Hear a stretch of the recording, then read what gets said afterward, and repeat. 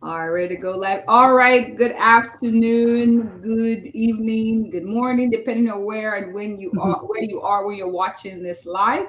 This is the voice and the face of Dr. Tolo Olabintan, CEO and founder of Living Spring Family Medical Center here in the good city of Mansfield, Texas. And I'm very excited to have another discussion today that helps our patients live long and well because we believe the quality of life is just as important as the quantity of life. So, yay, today we'll be talking about the question or the phrase, Doc, I've had cancer before. How do I minimize the risk of having it again? And I am so honored and excited to have the one and only Dr. Minako Abe. Thank you so much for coming. She is the Lifestyle Medicine Director and Vice President of the Tokyo Cancer Clinic. I am so honored to have you here. I'm excited. So, thank you so much for coming. I know you're busy and it's a different time zone where you're at, but thank you so much for coming. Thank you so much for having me on. I'm a great fan of you and all that you're doing for your patients over there in Texas. And I think you're a fantastic doc. So whoever's watching this, go and see Dr. O, as she's well known as, because she's wonderful. And I'm so honored to be here and talking to you today. Thank you so much. Thank you. All right. Now, I already introduced your name, but please tell our viewers, for those who are watching live, remember hashtag live. Those who are watching replay, hashtag replay. It helps me acknowledge you. But tell people who are watching, who are you and what do you do? Okay, so I am Dr. Minako Abe. I'm a dual boarded emergency medicine and lifestyle medicine physician in the United States. And I practiced for like over 15 years in the US. And now I run the Tokyo Cancer Clinic. So what we do here is we do regenerative medicine with cancer. So regenerative medicine is basically a type of medicine where you treat yourself with your own cells. So that includes stem cells, that includes your own immune cells, and this is how we treat cancer with cancer immunotherapy. So it seems like a big leap, right? From emergency medicine to oncology and immunotherapy. I lived in the US for over 30 years, and I lived here as a child in Japan. So the reason why I came here, it's kind of a crazy story, but I loved emergency medicine. I love practicing ER, and I practiced in New York City for many, many years. And even though I loved it, I started to realize after a while that 80% of what was coming in through our doors was actually preventable. Whether it's infections, whether it's trauma, whether it's drug and alcohol related. There's something we have to do, right? We have to catch these things earlier on. So that brought me to lifestyle medicine, because a lot of what we do can really impact our disease, right? Especially chronic illnesses like high blood pressure and even cancer. Cancer is 30 to 50% preventable. So, there's a lot that we can do. And I think a lot of people just don't realize that they're like, oh, it's just my genetics or, it just diabetes runs in my family. But what people don't realize is there's so much you can actually do. So that brought me to lifestyle medicine. So now, in addition to providing regenerative medicine and immunotherapy to our patients here, I coach and counsel patients on how they can change their lifestyle to really prolong their life and improve the quality of their lives. I love that. I love what you do, improving the quality of life. And I like how you emphasize that we actually have a say so in some of our health outcomes. And for those of you who don't know, I'm sure I'll put it at the end of the live.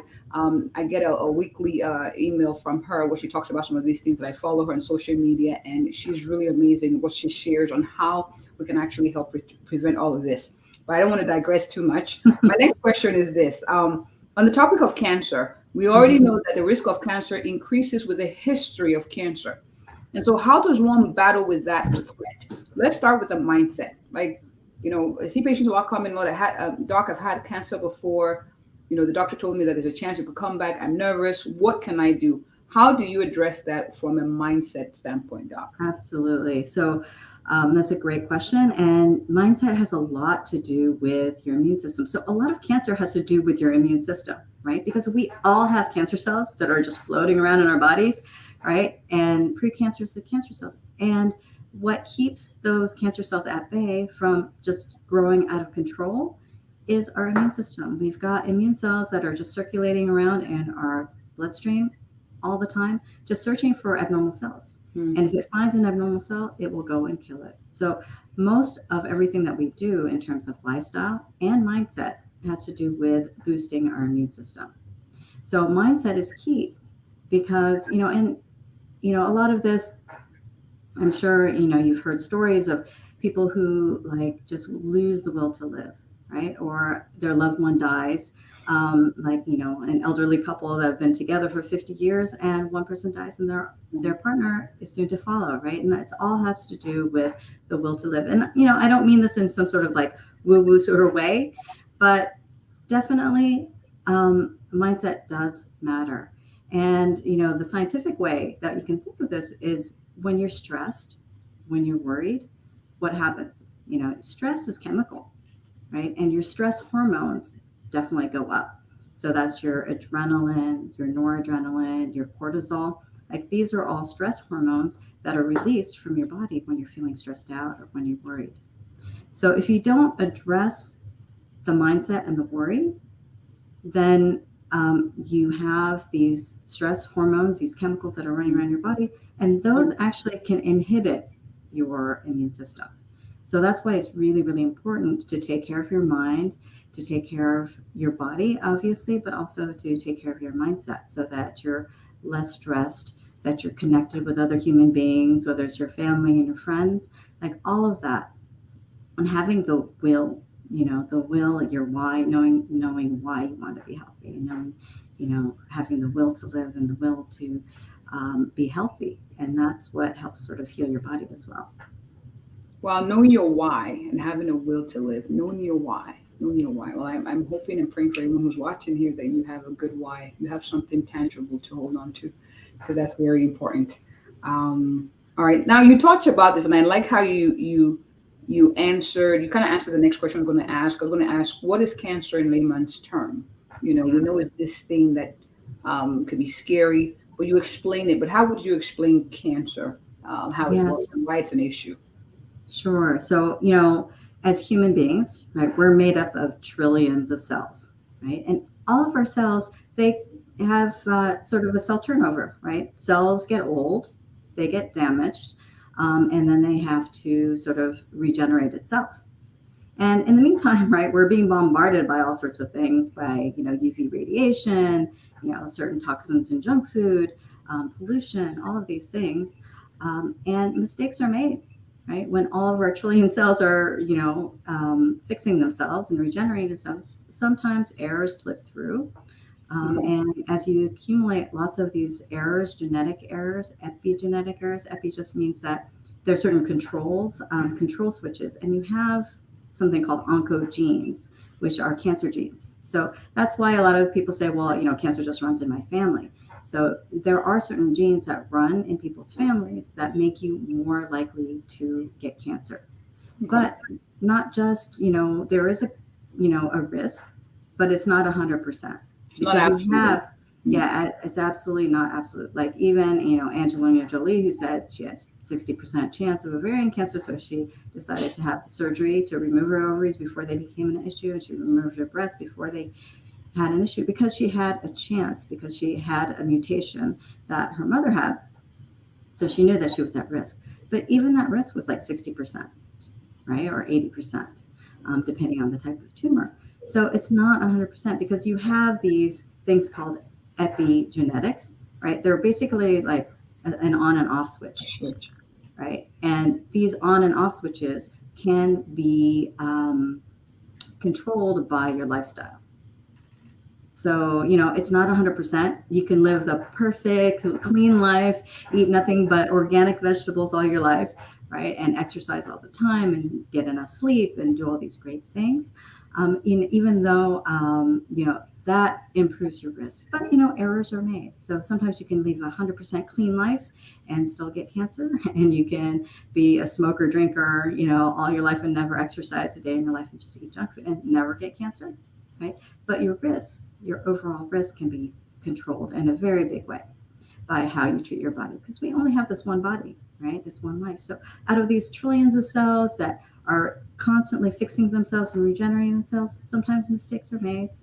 And these cells, their genetics, their oncogenes, their cancer genes get turned on, and then they start to just multiply and multiply and multiply, and your immune system can't keep up with getting rid of the defective cells. And so basically that's what cancer is. Awesome. Awesome. Thank you for explaining that. My next question to you is this. Can someone eat to prevent cancer? Because you talked about lifestyle. So we're going to delve into that. What are things you could do to prevent cancer? And let's start with like how you eat. Yeah, absolutely. So, I like to think of things in, just different pillars of lifestyle medicine. So eat, sleep, move, and relax. And eat is definitely one of those things that people are always concerned about. Like if you've had cancer, you're like, oh gosh, how should I be eating?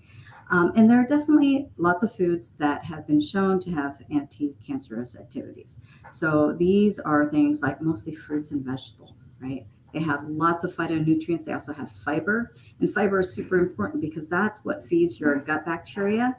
And your gut bacteria is a modulator, right? 70% of your immune system actually resides in your gut. So if you don't have a healthy gut microbiome, then you won't have a healthy immune system. So it's really important to feed those gut bacteria and to feed basically it's like feeding your immune system, making your immune system strong. So fruits and vegetables, things like, broccoli, kale, onions, garlic, tomatoes, mushrooms, like all of these natural healthy vegetables are super, super good for you. So things that are not so good for you would be things like processed foods, like hyper processed foods, just refined sugars. These are things that have been associated with an increased risk of cancer. That, alcohol, smoking, of course, um, processed meats. So unfortunately, things like bacons and hams, you want to minimize that. And I never say never, right? I think there's a place and time for everything. It doesn't mean like you should be on a zero sugar diet. Because we all celebrate with the food. We love food. It's a way of expressing love. But, you want like 90% of your diet to be good, healthy, nourishing foods.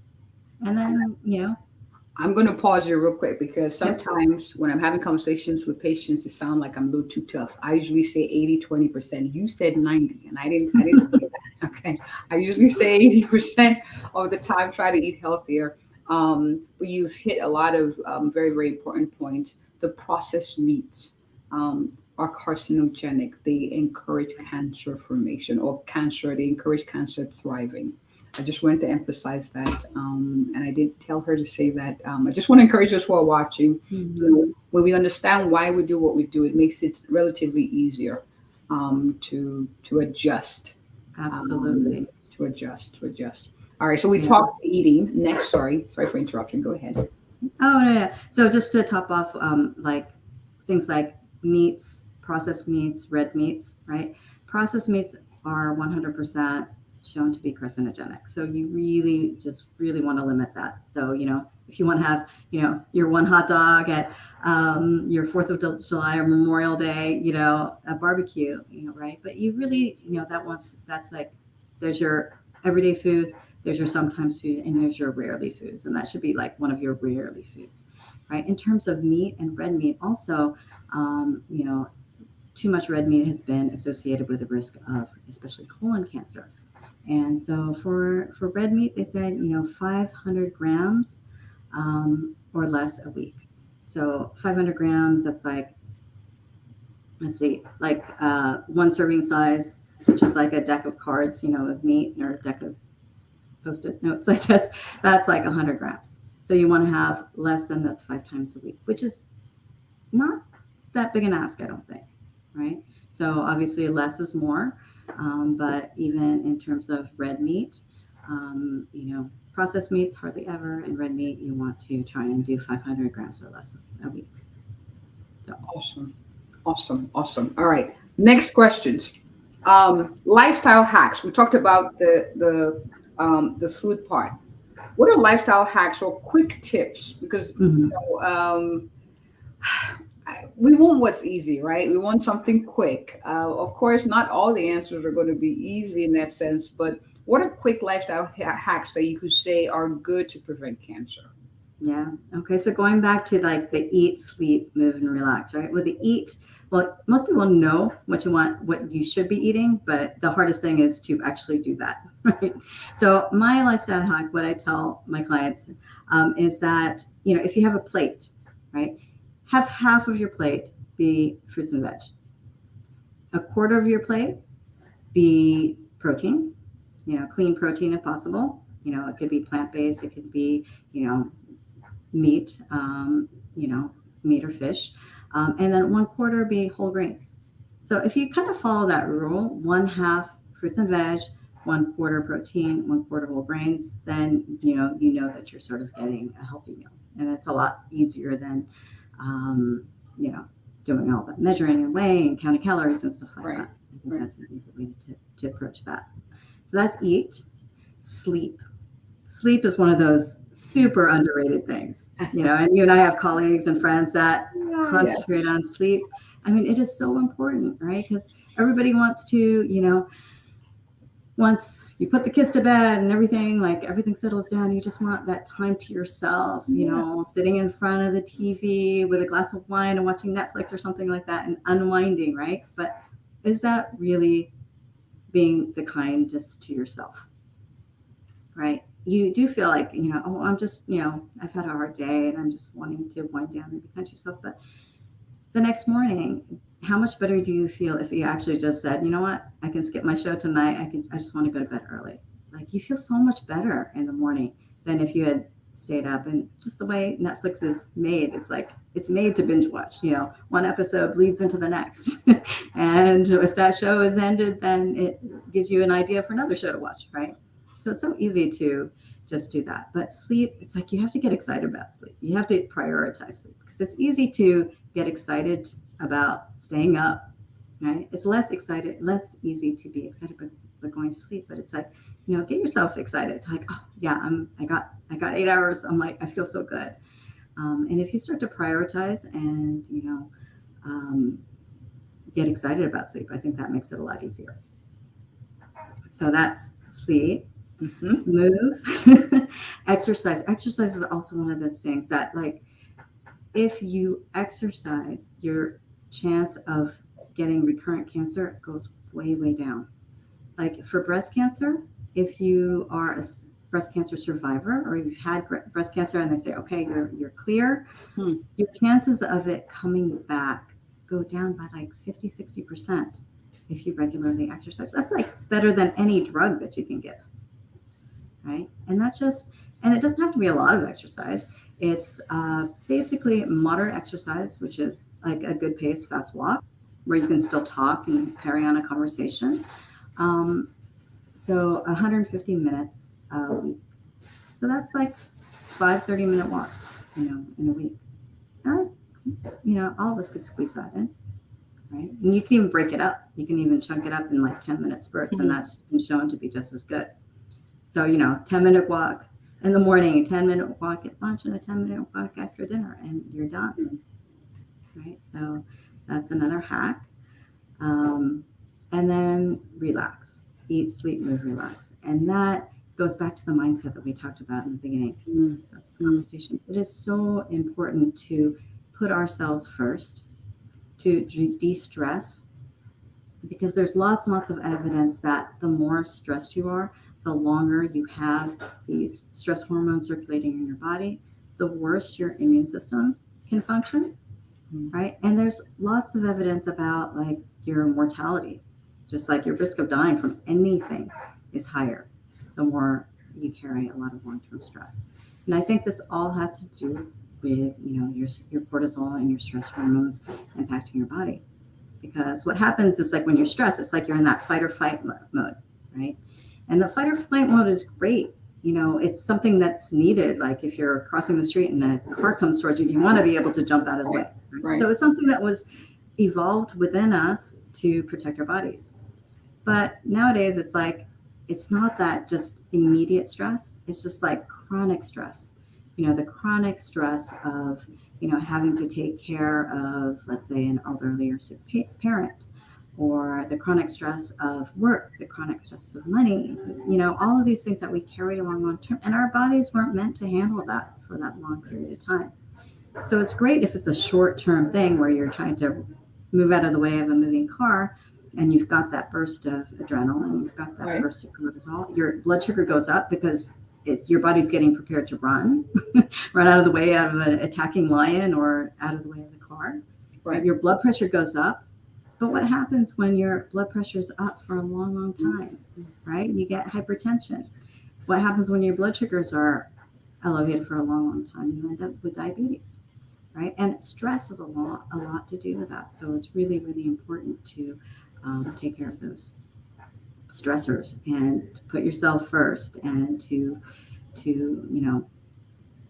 put the oxygen mask on yourself before you go and try and help somebody else, right? Like when you're on a plane, they say, the oxygen mask comes down, always put it on yourself first, because then you can't help others if you're not replenished, and if you don't take care of yourself first. So, Very, very important. You said a whole lot. You said a lot of gems, and I'm glad we're kind of taking note of that. And someone made a comment here, Mr. Robert. He says CLL remission 6 years as of last March. Very, very happy for you, and I hope you stay in remission. Now, Doc, I was going to say, someone is watching this and saying, you know what, Doc, all this sounds good, but I'm not sure I'm able to commit to this, or I'm not sure I have the time for this. yeah. How would you encourage such a person who's saying, I've had cancer before. I'm really anxious about getting another one, or a repeat diagnosis, but I'm not sure I can commit to this. I don't even know where to start. I actually feel a little overwhelmed knowing Yeah. all the things I should do and that I'm not doing. What would you say to that person who's listening? Yeah, absolutely. I mean, life happens. It's hard. It's hard. Everybody has all of these things that we feel like we have to do. But again, I think it's getting back to your why, right? Taking a pause, especially if you have had cancer, right? There's very few things in life that hits you so hard and is so life changing than being told that you have cancer, right? So if you let it, I think this can be actually a really good opportunity. No one would ever wish cancer on anyone, right? It's one of the hardest things that you have to go through. But if you've had cancer and you're blessed to come out the other side and be told that, you are NED, right? There's no cancer that we can see in your bodies right now. We all know that we have a chance, a risk, right? All of us in a lifetime, 1 in 3 men, 1 in 3 women will have cancer at some point in their life. 1 in 2 men will have cancer at some point in their life. So this is like a real thing for all of us, right? And if you've had cancer in the past, then you're definitely more likely to get cancer in the future. So I think to take stock and say, okay, what is the most important thing to me right now? Right? Will we, in 20, 30 years, look back on our lives and say, oh, yeah, I wish I had worked a little harder, or I wish I had, made, a little bit more money. Or, most people look back at their lives like, no, I wish I had spent more time with loved ones.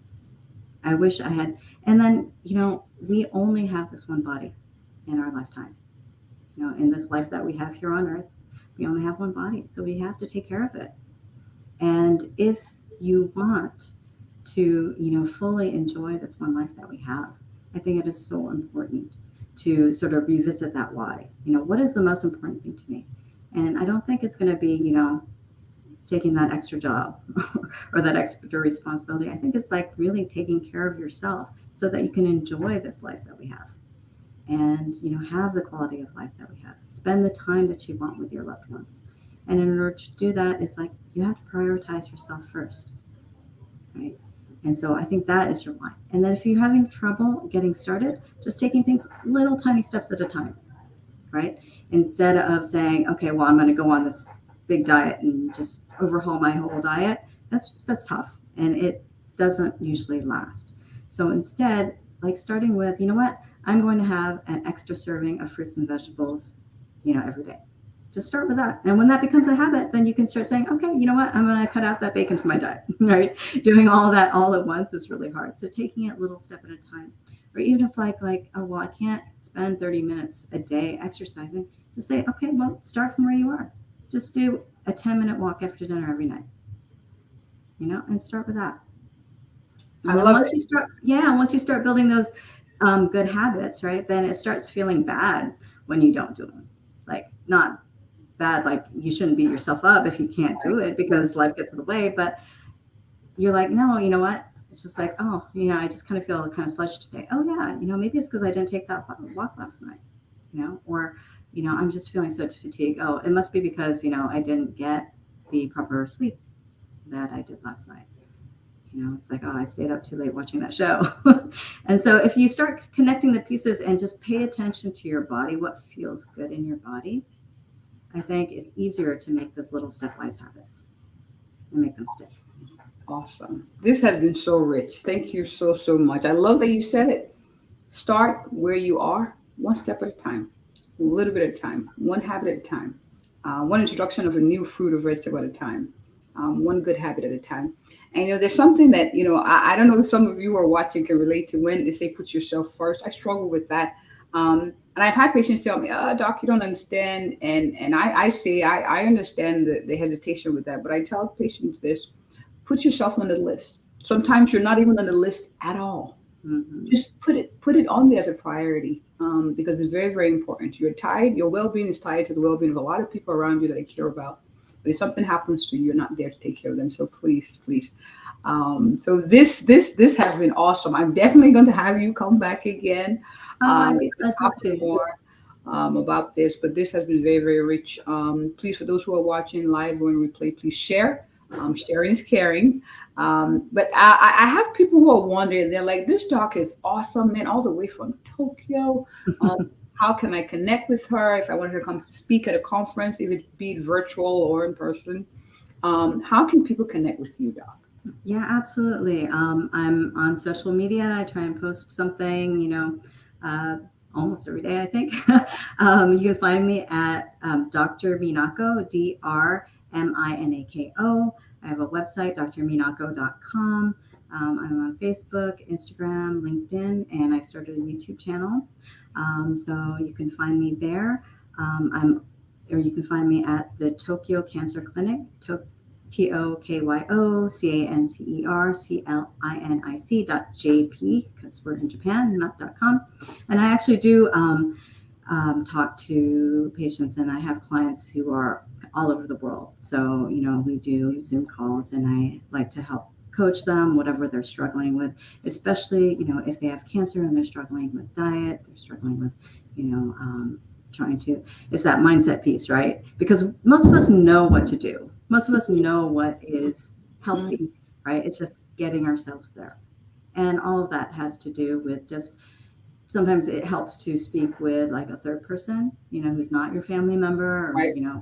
More who, objective. Yeah. yeah, and being able to talk out, what is on your mind? Why is it that you keep going to that glass of wine at the end of the night, right? And then getting to, the inner layers of why you're doing things, and understanding, your body, understanding, your motivation, and finding that why, and then going from there often, is the right thing to sort of kickstart your healthy habits to, lead your way to not get cancer again, or just to live a healthy, rich life. Yes. Yes, indeed. And I have Miss Lillian. She comments here, Lillian Fujiwara. She says, "Thank you so much. I am from Japan. Found cancer in my lungs, but now cleared with Tagrisso, I guess, Mhm. but going to do a lobectomy soon." Um, Awesome. yeah. Thank you so much for commenting. We wish you all the best with the surgery and pray for speedy recovery for you. Okay. Absolutely, absolutely. Yeah, and again, mindset is really important. So, stay positive, stay in that healing mode, support your body, as it helps heal your body as you're going through your treatments, and feel free to reach out to me on social media, and let's chat. Awesome. Awesome. I was going to ask you, how can people get the The Monday Monday? motivations, yeah. Because that's So, good. It's really good. oh, I'm glad that you like it. If you go to my website, it's Dr. Minako, DRMINAKO.com, and then just, hit subscribe or, contact me. Then I'll put you on the mailing list so that occasionally I'll give some, free webinars, and I always do a weekly Monday motivation mailing list. So I you'll be like it. interested. I Yeah. like it. And what I'm going to do is at the end of this live, I get all that information and make sure it's posted in the comments so people have access to it even after we're done. Okay. Thank you so much, Dr. Minako. This was good. This was good. I took some notes as well. Thank you so much for coming. Thank you for those who are watching live. I can't, for some reason, see who's on, but thank you all for joining and those who made comments. And thank you again, Dr. Minako, for coming. We appreciate your presence. Thank you so much, and keep doing what you do as well. And I hope to someday be able to visit you in person. I agree. That would be awesome. All right, guys, Okay. that's a wrap. And if you or anyone you know is looking for an awesome, a thorough, and a passionate family physician in the Mansfield, Texas area, I am she. Have a good one, guys. Bye. Bye bye.